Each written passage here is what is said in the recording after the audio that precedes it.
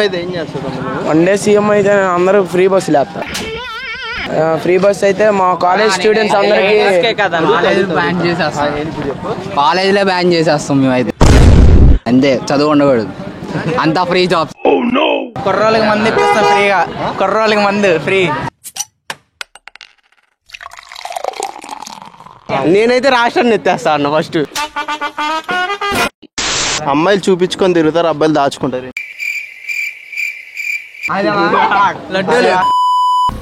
ఏం మాట్లాడుతున్నావురా? నరాలు కట్ అయిపోయింది.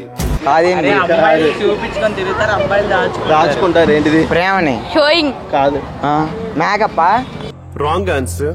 బయటికి వెళ్తే పట్టుకొని తిరుగుతాం. కాదు, ఫోన్ చూపిస్తారు కబ్బా. పర్స్ రైట్ ఆన్సర్.